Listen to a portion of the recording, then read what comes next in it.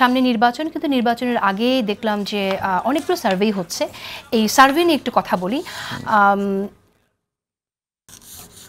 একটি বিষয়, অনেকগুলো বিষয় আছে, একটি বিষয় প্রথম নিয়ে আসে, সেটা হচ্ছে জেনারেশন জি যেটা আমাদের এখন আছে, সেই জেন জি হবে ওয়াইল্ড কার্ড সেটা বলছে। তারা এখনও পর্যন্ত আসলে কনফিউজ যে কাদেরকে ভোট দেবে। আবার একটা বিষয় দেখছি যে আঞ্চলিকভাবে সিদ্ধান্তহীন ভোটার সবচেয়ে বেশি।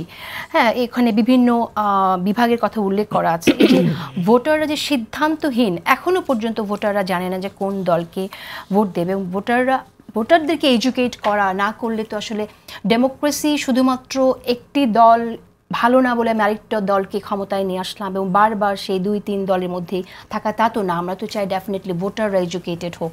সেই জায়গা থেকে একটু শুনতে চাই আমি প্রফেসর সাইমা, আমি আপনাকে দিয়ে শুরু করতে চাই যে ডু ইউ থিঙ্ক যে আমাদের ভোটাররা আসলে, বিশেষ করে তরুণ প্রজন্ম, যথেষ্টই তারা প্রিপেয়ার্ড অ্যান্ড এডুকেটেড?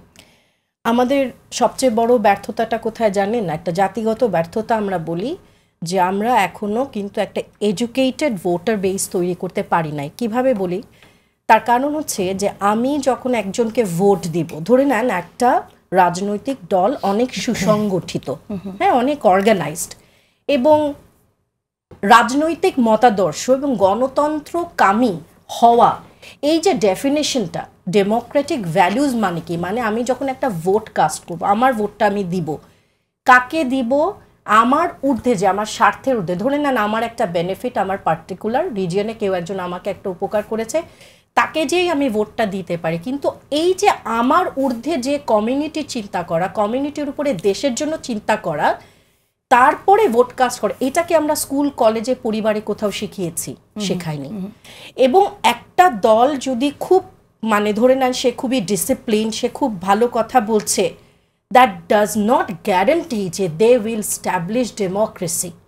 তাহলে এই যে রাজনৈতিক যে ম্যানিফেস্টোটা আমরা পড়বো, কি পড়বো? আমরা কি এটা শিখিয়েছি? আমাদের ছেলে মেয়েদেরকে আমরা শেখাই নাই।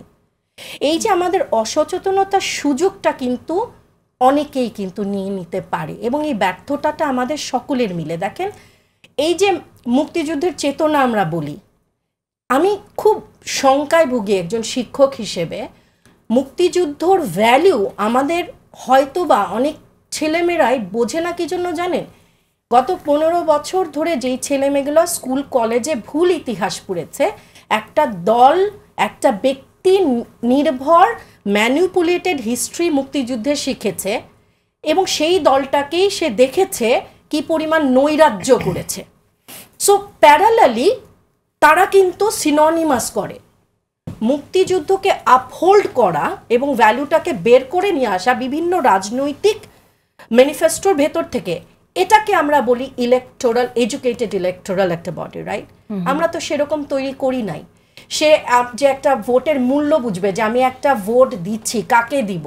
আমার ব্যক্তির আগে, আমার জনগোষ্ঠীর আগে আমার দেশ আসতে হবে, দেশের উপকার কার সাথে হবে, এটা বোঝার ক্ষমতাটাই শিক্ষিত একটা আমরা ভোটার বেস তৈরি করি নাই বলে আমি মনে করি। কিভাবে করা যেতে পারে এটা আমি জিয়া হাসান, আমি আপনার কাছে শুনি যে আমরা তো এখন এমন একটা অবস্থা হয়ে গেছে, সোকল্ড মুক্তিযুদ্ধের চেতনার যে বাণিজ্য আমরা দেখেছি, এখন যেন মুক্তিযুদ্ধ নিয়ে যারা কথা বলছে সেটাই অপরাধ হয়ে যাচ্ছে। তো আমাদের যে তরুণ প্রজন্ম, তারাও তো বিভ্রান্ত থাকবে। আসলে এখানে কি করণীয়? মানে আমরা চাই না যে কেউ কোনো চেতনা নেই বাণিজ্য করুক, এমনকি 24-এ চেতনা নিয়েও যেন কোনো বাণিজ্য কখনো না হয়। সেই জায়গা থেকে আসলে মানে আপনার কি মনে হয় যে এখানে তো রাজনৈতিক দলগুলো তাদের এজেন্ডা বাস্তবায়নে কাজ করবে, বাট তাহলে কারা কাজ করবে? এই ভোটার্সদের প্রপারলি এডুকেট করার কাজটা কারা করতে পারে? ভোটারকে তো আসলে আলাদা করে, মানে আমাদের এডুকেশন সিস্টেমে এডুকেট করা ফর ভোটিং, এটা একটা সার্বিক সচেতনতার ইস্যু, আমাদের একটা সার্বিক এডুকেশন সিস্টেমের ইস্যু। সেটা তো একটা অ্যাসপেক্ট, কিন্তু ভোটারের তার ভোটিং ডিসিশনের তার চয়েসেস কিন্তু আসবে তাকে কোন কোন পার্টি কি বলতেছে সেই জায়গা থেকে। আনফর্চুনেটলি আমরা নির্বাচনের 3 থেকে 4 মাস আগে চলে আসছি, আমরা অনেকেই এখনো সন্দেহ রাখি নির্বাচন হবে কিনা। আমি রাখি না, আমি ব্যক্তিগতভাবে রাখি না, কিন্তু আমাকে অনেকে বলে যে ভাই নির্বাচন হবে। আজকে 4 মাস চলে আসছে, আমরা এখনো গণভোট আগে হবে কি পরে হবে এটা ডিসাইড করতে পারিনি।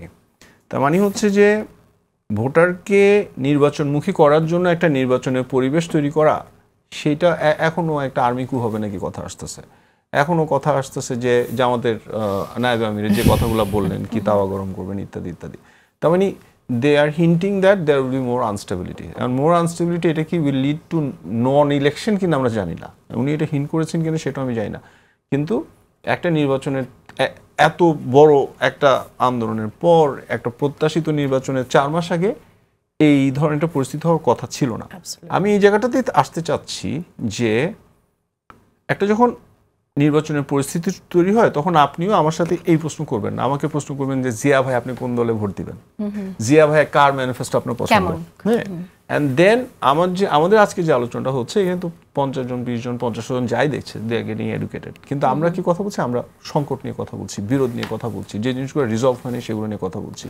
সো এটা কমপ্লিট না আমি বলবো আমাদের সরকারের ফেইলার, যে আজকে ঐক্যমত কমিশনেরও ফেলার আমি বলবো যে আজকে 4 মাস বোধহয় আছে না নির্বাচনের আগে, সো আমরা এখনো নির্বাচনে কোন দলের কি ম্যানিফেস্টো কে কি দেবে এটা নিয়ে আমরা কথা বলার জায়গায় পৌঁছাইনি।